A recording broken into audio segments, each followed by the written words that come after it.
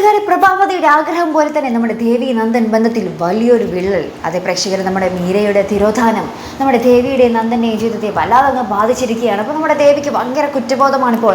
ഞാൻ കാരണമാണല്ലോ അവൾ ആത്മഹത്യ ചെയ്യുമെന്നുള്ളൊരു ഒറ്റ പേടി മാത്രമാണ് നമ്മുടെ ദേവിക്കുള്ളിൽ. അപ്പോൾ അത് നമ്മുടെ പ്രഭാവതി മാക്സിമം മുതലാക്കുന്നുണ്ട്. നീ കാരണം അവൾക്ക് ഇപ്പോൾ മരിക്കാൻ പോവുകയാണ്, നീ കാരണം അവൾക്ക് അങ്ങനെ ആകാൻ പോവുകയാണെന്നൊക്കെ പറഞ്ഞ് നമ്മുടെ ദേവിയെ മാനസികമായി നമ്മൾ പ്രഭാവതി ഇതും പറഞ്ഞ് കുറേയിട്ട് പീഡിപ്പിക്കുന്നുണ്ട്. മാക്സിമം നമ്മുടെ നന്ദനുമായിട്ട് ഒരു വാക്ക് തർക്കമൊക്കെ നടത്തി നമ്മുടെ ചന്ദ്രോത്തിൽ നിന്നും പടിയിറങ്ങാനാണ് ഇപ്പോൾ ദേവിയുടെ പ്ലാൻ. ഇത്ര നാൾ നമ്മുടെ നന്ദനെ എന്ത് വന്നാലും വിട്ടുകൊടുക്കില്ല എന്നായിരുന്നു. പക്ഷെ നമ്മുടെ മീരയുടെ ആ ഒരു ജീവിതത്തെക്കുറിച്ച് ഓർക്കുമ്പോൾ, അല്ലെങ്കിൽ മീര ആത്മഹത്യ ചെയ്യുമോ എന്നുള്ളൊരു വിചാരം നമ്മുടെ ദേവിയെ ഭയങ്കരമായിട്ട് അലട്ടുന്നുണ്ട്. അപ്പോൾ താൻ കാരണം ഒരു ജീവൻ ഇല്ലാതാകാൻ പാടില്ലല്ലോ എന്നൊക്കെയുള്ളൊരു ചിന്തയാണ് നമ്മുടെ ദേവിക്കിപ്പോൾ.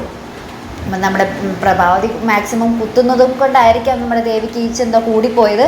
എന്തായാലും നമ്മുടെ നന്ദനെ വിട്ട് പോകാൻ തന്നെയാണ് നമ്മുടെ ദേവിയുടെ ഇപ്പോഴത്തെ പ്ലാൻ.